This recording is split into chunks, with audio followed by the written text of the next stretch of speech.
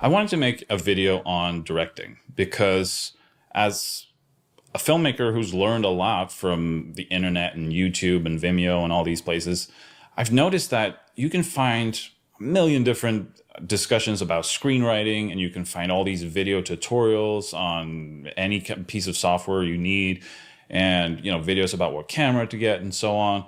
But there's very little about directing out there.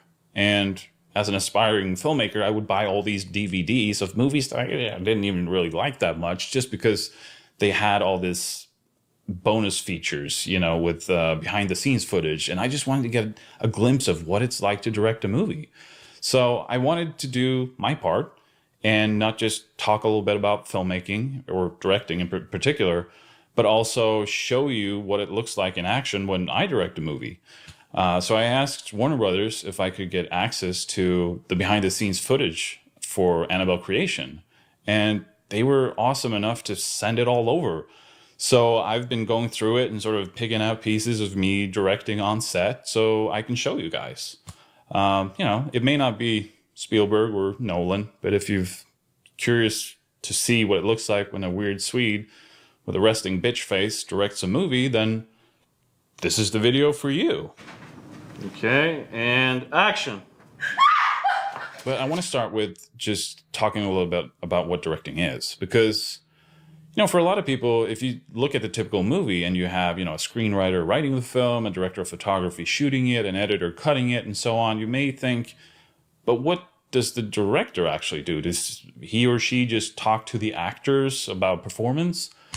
Well, there's only really one thing that a director needs to know how to do, and that's communicate to other people what it is you want, what your vision for the film is, what you want it to feel like, what you want it to look like and sound like, and all these things. And all these other people are there to help you realize your vision.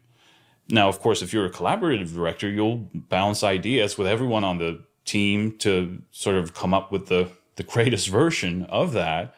An example I used from Annabelle creation is how production designer Jennifer Spence had this idea of putting a dumbwaiter in the set that we were building. And that gave me the idea that, hey, maybe we can put one of the kids in there and create a whole sequence out of that. And then, together with Gary, the screenwriter, he would then write that sequence into the script, and it became something really cool. But really, the one thing you need to be able to do as a director is just tell people what you want. And for someone like me, that was a big adjustment, because I'd done so much by myself, out of necessity. So I'd never had to tell people what I saw in my head. I would just go out there and try to recreate that. So it was a bit of an adjustment, but I'm still learning how to do that in the best way.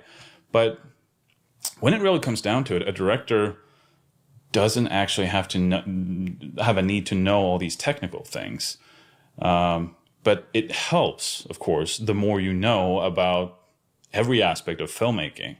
But you don't have to know like what a 50 millimeter lens will look like on your camera. You just have to be able to talk to your DP about what kind of image it is you want and what you want it to feel like. And then your DP will be able to translate that into what lens and what lights and what gear and how to accomplish that. Hipster Annabelle. Probably get away with having the same railing, but at the bottom, maybe we'll get one piece of railing and the chair and the link. Are you in here? You want to do like 100 macro? 75-ish? What do you think?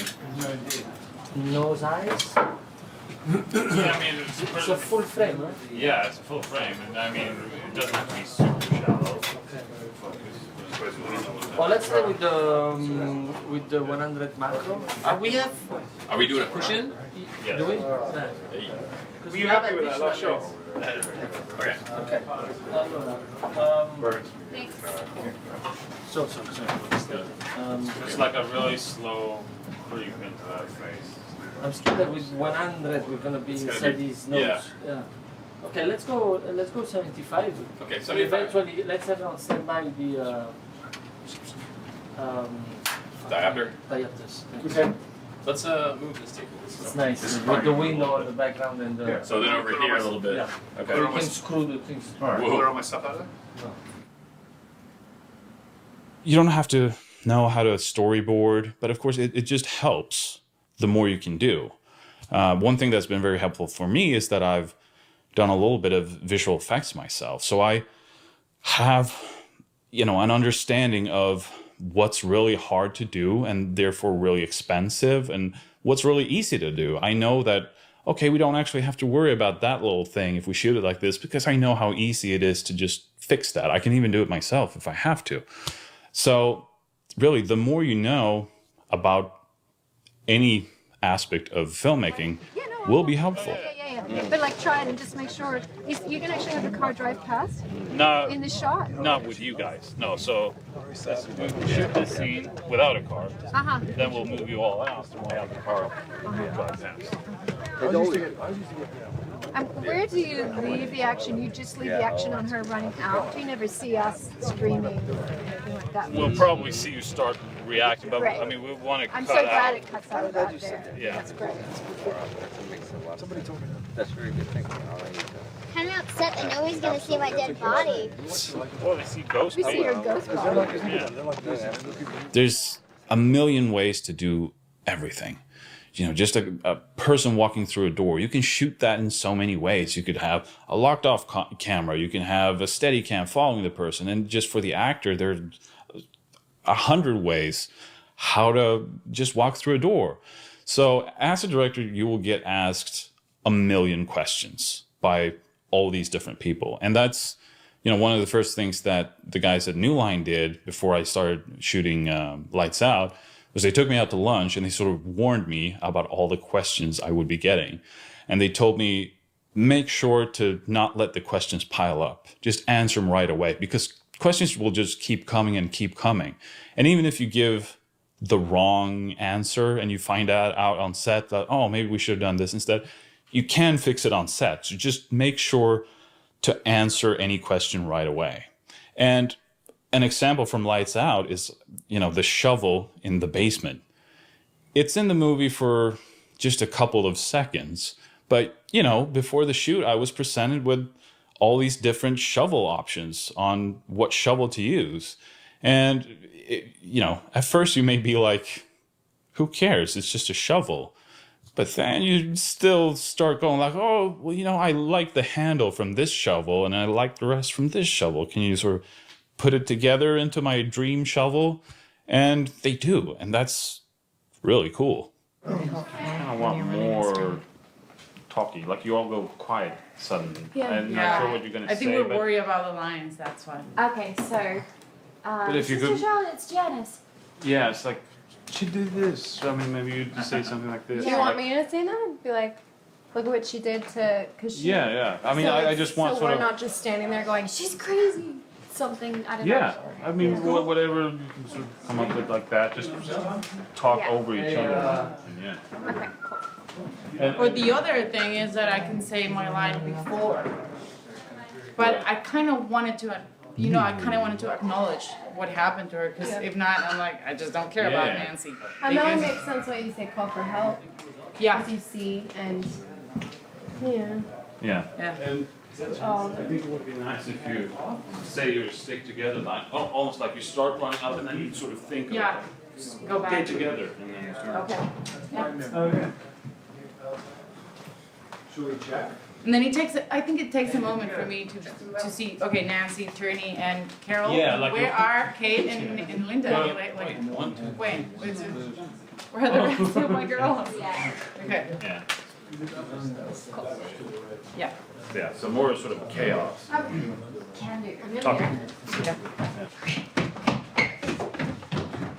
Linda! Kate! So in these clips with me directing, you'll see that a lot of it is just sort of pretty technical stuff. Technical as in just where the actors are walking to or like when to say their lines. So on action, you close this door and let them pass. So you drive her around here. You'll never see this And child girls, again. come going over here. So, So once you get like here, the girls are standing in front, and Linda's like, "How do you feel?" How do you feel? And Charlotte, you've been following behind. So it's like, side. girls, give her some space. Keep her some space, girls. And so you go to the side, part up, and let her. Wait, hang on, girls and Charlotte. Come back, Charlotte. You're gonna stay here. So Anthony's gonna keep walking, and you girls come in here. You close the circle again, but you're looking at her. You wind up like this, and you say, "Girls." Girls, You all turn to Charlotte. Janice is feeling a little down right now, so we need to do our best to support her. She'll walk again, though, right? When you picture a director on set, you might, imagine this weird guy yelling at the actors and giving them weird poetic directions and doing like 100 takes. And I'm sure those directors exist too, but for me, casting is just crucial to find people who really know how to get into these characters, so you don't have to drag that out of them on set, because on set you will have a lot of technical stuff to figure out. So your job will be so much easier if your actors just know their characters and are able to go into that. So pictures up, guys, so we'll button up the doors. I want you to give like a little warning before, like, and kick. No? Okay. Just watch your Don't break head. your tongue or anything. Yeah, watch your head hitting here or anything like that. Hey, Mark. Oh, yeah, what are we starting off? What? She's gonna bury. Talitha will bury it. What was the question? I didn't see you before that. So, are you okay? You having fun? What line am I starting with? Hey, don't. Huh? Oh, okay, so But can you give me the one just for me? no. Okay. Yeah, no problem. All right, so guys, rolling. Diva. And set.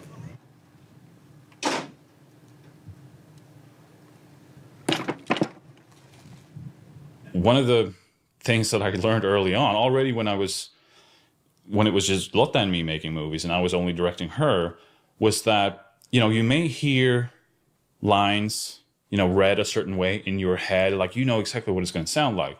And then when the actor doesn't give you that, you might be tempted to be like, no, say it like this, blah, blah, blah, blah. And that will not get you anything good, because, actors aren't parrots. And, I think what an actor needs to know most of all is just why. Because, instead of just telling an actor to look sad, which isn't going to tell them a lot, you have to just let them know why the person is sad, So you have to say things like, well, your daughter died at this young age.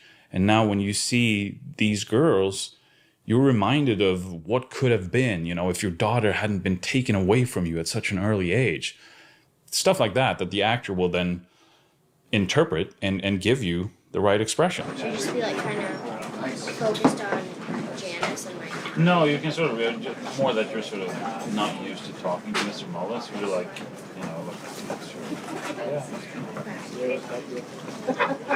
you'd like the cross and so At this point, you can just keep staring at the side instead. He will say, you seem upset by it. And then okay, I guess then I'd say I don't think so. Yeah, so just like you look away. show me halfway Okay, cool. between. And I just think you'll get the best performance by working with what feels natural to the actor instead of just forcing them into this little box that you have inside your head. And, for me, the way I direct, usually for the first take, I won't give a lot of direction at all, because I just want to see what the actor brings to it. And then if it's not right, or if it doesn't feel right for the actor or something like that, we'll talk about it and we'll find a way to get that performance working. Level. Right. And, And you want me to cover this as much as possible, right? yes. And is there anything left here? There's nobody, No nothing, demon or anything. no, just the doll and Tea Party and. Yeah. And it would be nice if we have like a shot from over here. Yes. And she's like out of focus. Yes. And we focus on his face. Yes. And she sort of turns towards him. Okay. And like, you know. Okay. And I mean, you could just say something like Esther. Yeah, I will. All right, let's do a little rehearsal here and see. Yeah. Okay. You want me screaming now? Not really, not screaming, more like just in shock. You know. So there's a scream that he hears downstairs, which brings him up, which is That's on off him. screen. That's off screen. And what you want is to be more like howling in pain. No, not even howling. It's just, I mean, whatever feels right for you. But I think Okay. she's just shocked and like. The question is if we can get you up a little higher so we can see. Yeah, something like that. And then Samara comes in. Esther. Gets down here a little bit. Hey, what we should do? Yeah. Holy Divorce. Do you know a good divorce attorney? So what's a typical day on set for a director? Well, you show up usually very early in the morning and you get your sides, which is, you know, the schedule and the pages of the script that you hope to shoot that day. And then when the actors arrive, you walk through the scene with them on set. And you sort of, this is something you can do with just you and the actors. You can throw everyone else out and you and the actors just walk through it and sort of see how it feels. Is there any lines that need changing, or will it work if you walk this way, or how does it all feel? Yeah, so Janice is right here. And Sister Charlotte, we'll start with you. Doing like this thing. Turn around. And then you start, you know, making this into a bed. And camera comes down. Yeah. And Blah, blah, blah. yeah. And I figure, I mean, you should probably, maybe we'll move the table a bit. So Charlotte, can you come be here for the last part of it? Mark it. Okay. And talk to her. Strong. After that, maybe you just look down the whole way. And you cut them. I'm gonna learn my lines. And then when you've figured that out, you bring the whole crew back in so they can all watch as you go through it one more time. So everyone on the crew will know where the actors are going to be and you know how it's going to play out. And they, you know, they put down little marks on the floor on all the positions for the actors. And then the actors are sent away to get, you know, made up and ready. And while they're getting ready, you bring in second team, which are your stand-ins, you know, people with similar hair color and skin tones and height and all this, so you can light the scene and you figure out all the camera moves and all that. We can do that with just the remote head higher over, but if we're not directly over, we'll just be offset a little bit. It helps us get from here to there. Yeah. This is hard. Yeah, so it doesn't have to be it doesn't have to be perfectly over. It can be No. off that. Okay. It can be like that. Yeah, sure. Okay. You okay with that? Okay, and your back more? We're still gonna be blue. Yeah. Then after we do the clean and bone. Okay. That's it. Okay. Alright, So so on let's put that on our remote head. probably take it from here to there, right? And when that's done, hopefully your actors are done, so they'll come back and you'll do a little rehearsal, see if everything's working or if something needs changing again. Can I start the dialogue here? Do you mind? Before it lands, or? Like when it's landing, maybe? Sure. Okay. Okay, bring the sheet up a little higher on your end there, and bring the sheet under our lens a little bit more. There you go. Okay, we're set. Okay, and 3, 2, 1, go. So, yeah, something came after me, I went, in that room again. No one's supposed to, but I did, and there she was. That makes it more cool. God damn it, I don't understand what that means. Well, take that out. Take No, take it. Just strong. And you don't believe her, and cut. Cool. And then you're ready to do your first take. And then if that doesn't feel right, you'll do another take. And I think as a director, it's really important to know when to let go, because it's pretty easy to just keep chasing that perfect take that you're never going to get. So for me, I feel that, usually the best take is usually like the third or fourth take. So I rarely do less than 2, and I rarely do more than 6 to 8 maybe. On Annabelle Creation, I think the most we ever did was 12 takes, but that was for a long steady cam shot with 8 different actors, and it was pretty complicated. So that was still pretty good.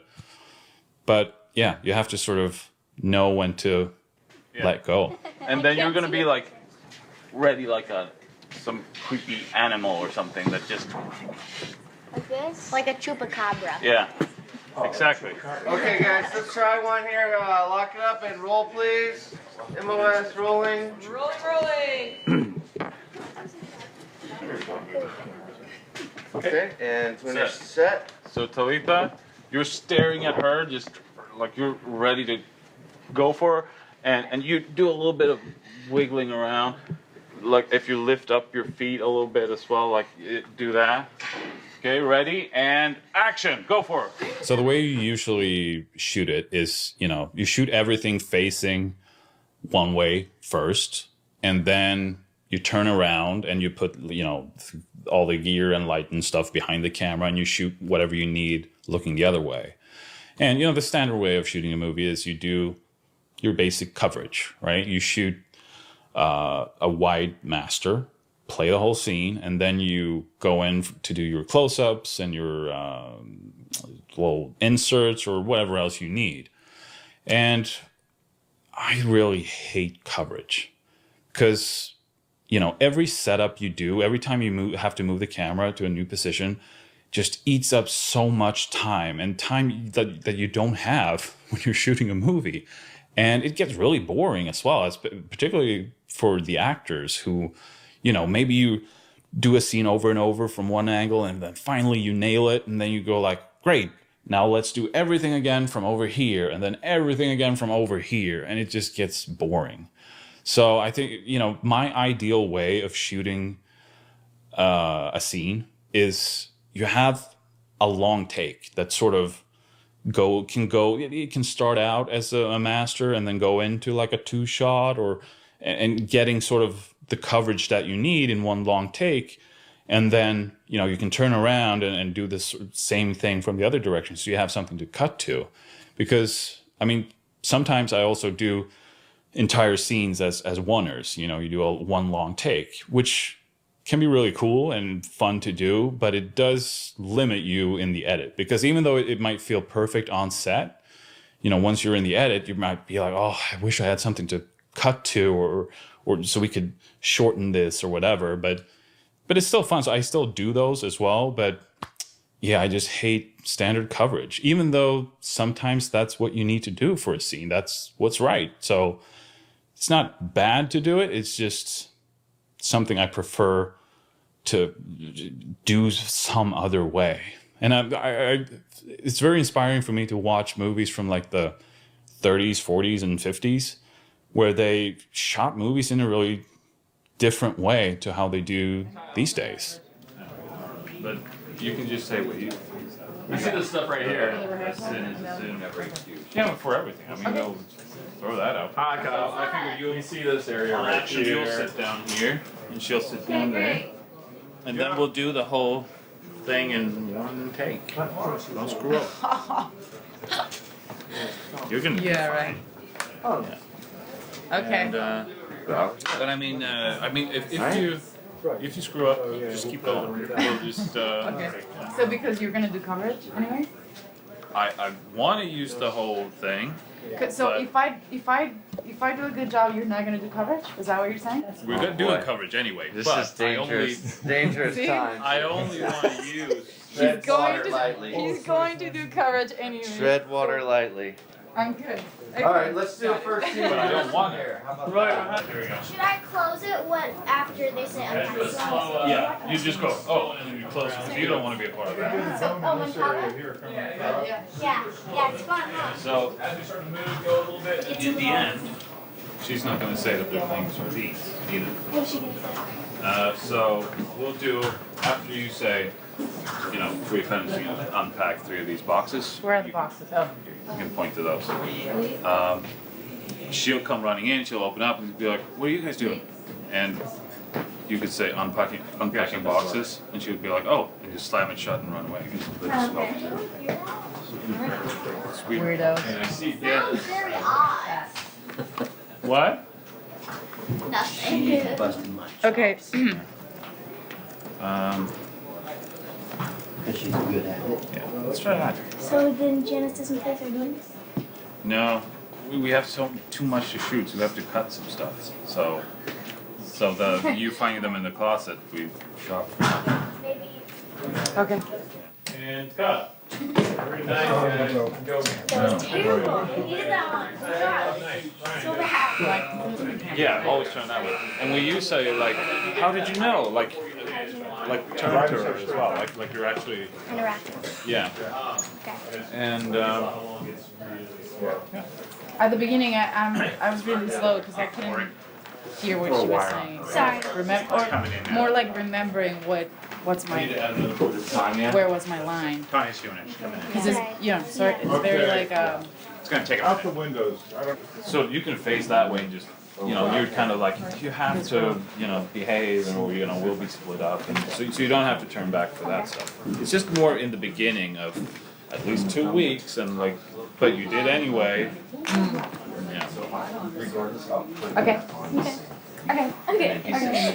Cool. This girl, there was this girl. Janice.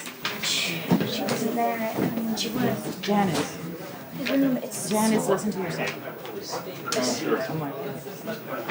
So the first time it was like Janice, and then she keeps going, and then was Janice, Well, you see that was right. Okay. It's just. And by the way, when you stumbled there for a little bit, like you said the wrong word, those things were good because it felt like you were sort of, trying to. Yeah. It was sort of upset about the situation, you couldn't find your words. Okay. So just keep going. That happens. Yeah. Since I make horror films, I get asked a lot if it's scary on set. And the answer is always a very disappointing no, not at all.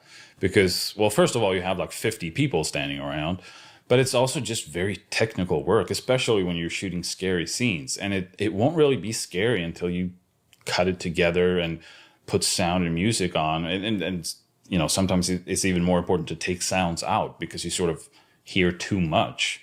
So, yeah, it's just really technical. And then the other light is also gonna pop, but nothing's. It's only gonna be turned off, but you have to react like it exploded as well.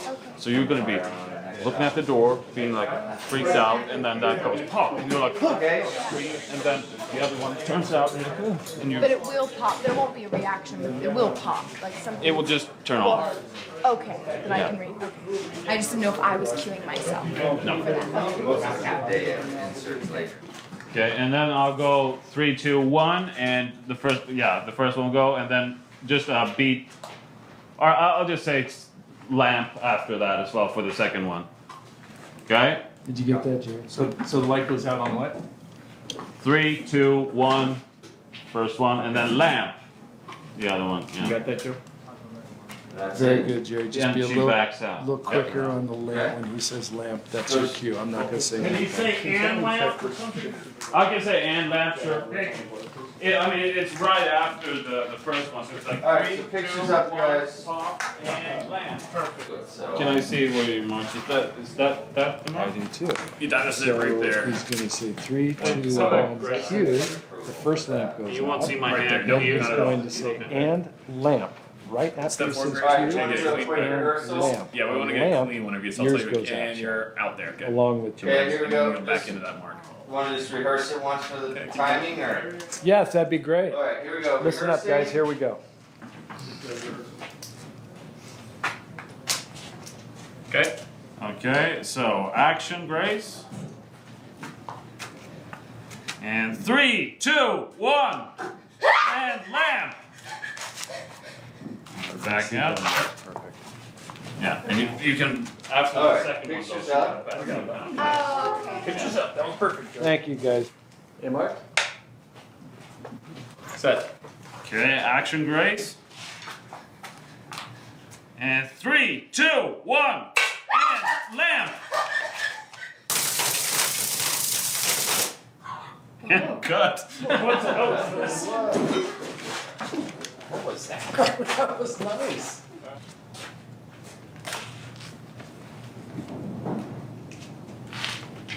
It was cool. Saw a little glow there in the second lamp, so it was cool. So then bang light, then bang the other light. Okay, good. And you start backing away, looking around. Don't put it right. Where, oh, there it is. Sorry, I was overcompensating. And bang. And then you see the hands. So you go, no. And then Mullins.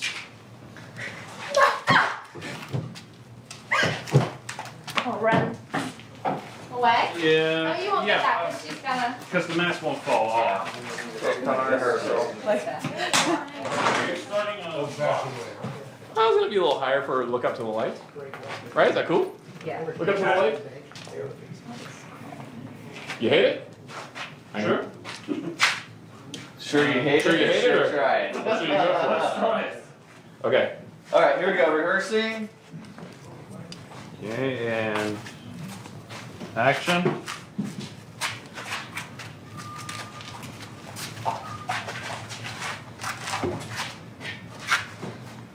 And then you see the hand.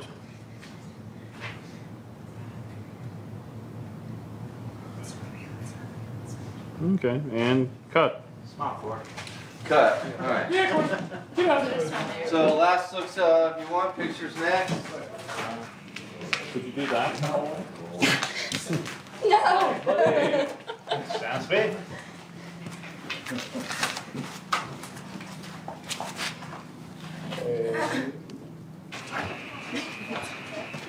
Sounds sweet. Mark.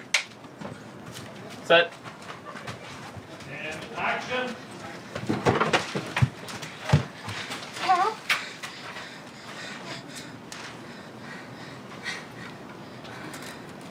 And door.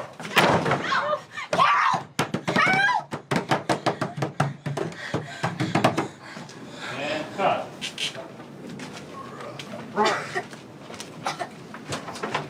I think I'll put it in my mouth. I do too.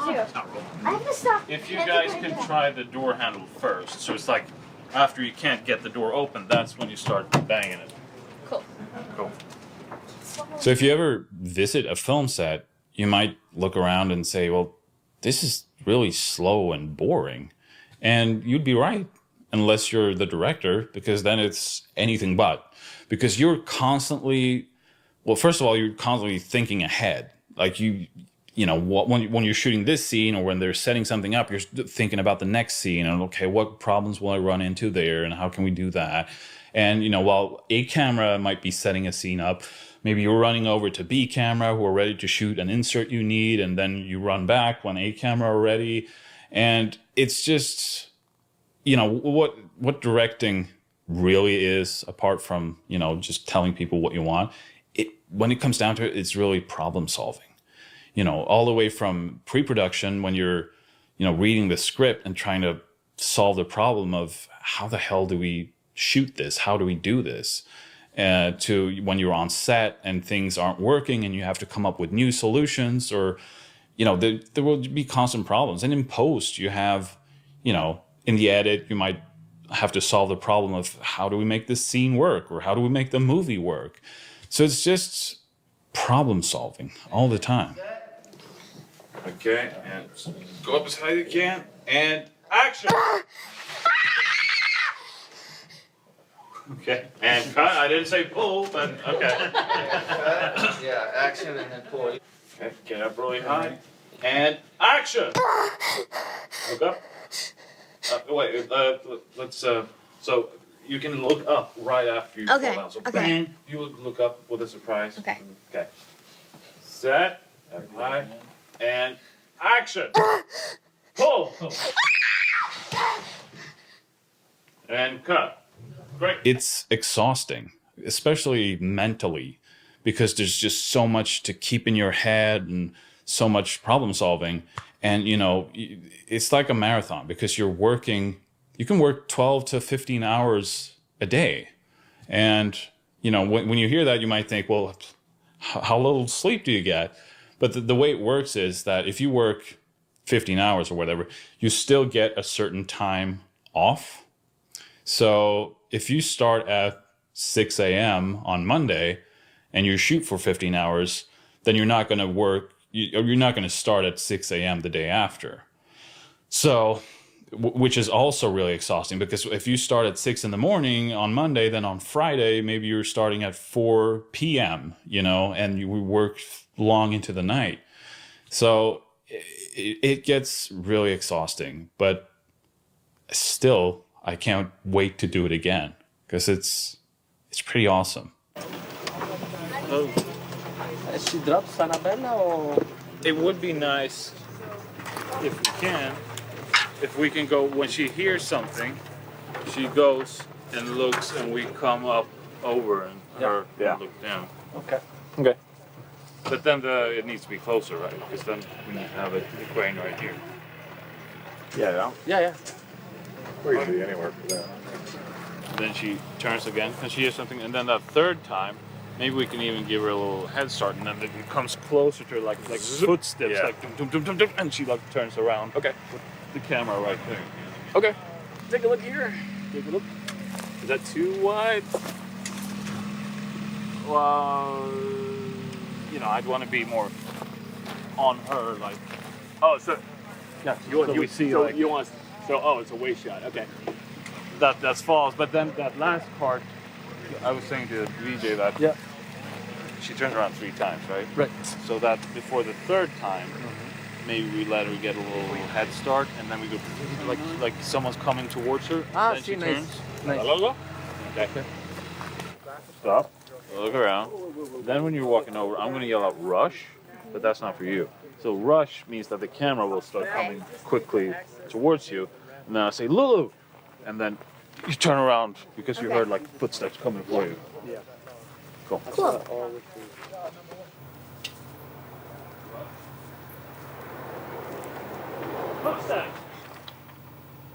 Now, if there's one item you need as a director, you might be thinking, yeah, what is it, like a director's viewfinder?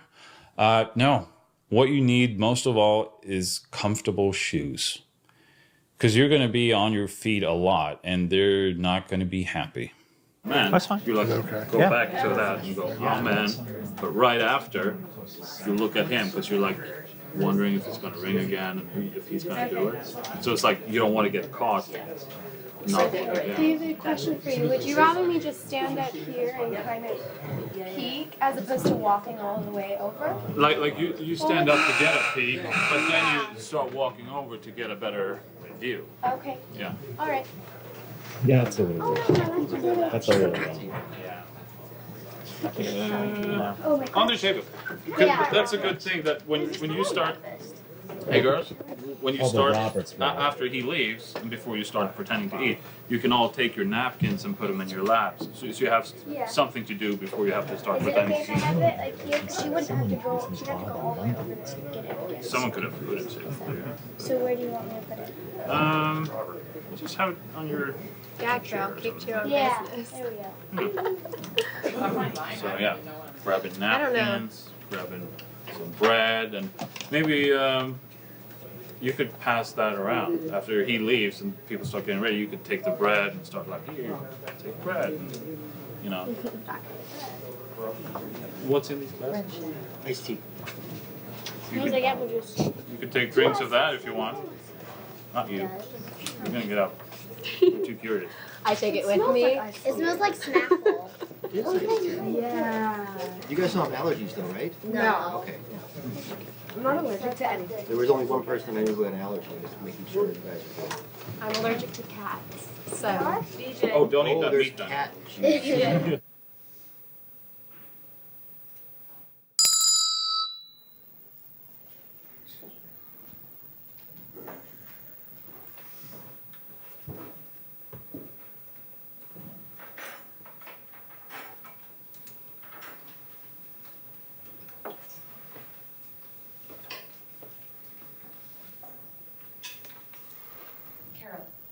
What? Do that one again. Find her. Like, so you're like, oh, hey, she's left. Sorry? Oh. Yeah, so you're eating and you're like, Oh, so I'm not acknowledging that I don't know that not- she's moving. you- while she's moving. no, because she may have gone to the bathroom or something, and you're like, okay, but then you see what she's actually doing, and that's what you react to.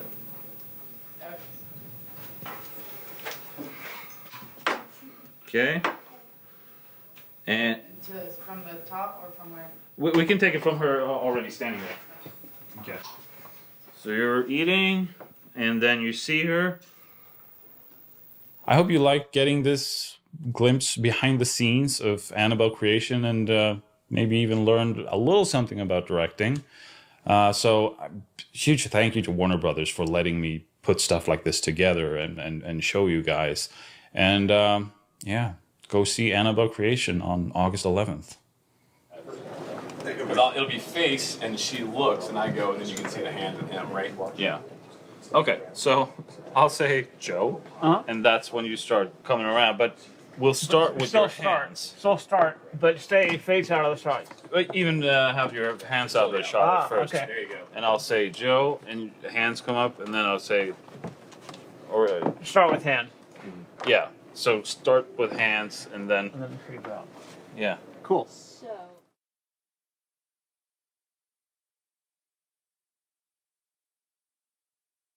Hey, it's Lisa here with an interesting fact from Child's Play. Did you know it was inspired by a real event? In 1999, Key West painter and author Robert Eugene Otto claimed that one of his family's servants placed a voodoo curse on his childhood toy, Robert the doll.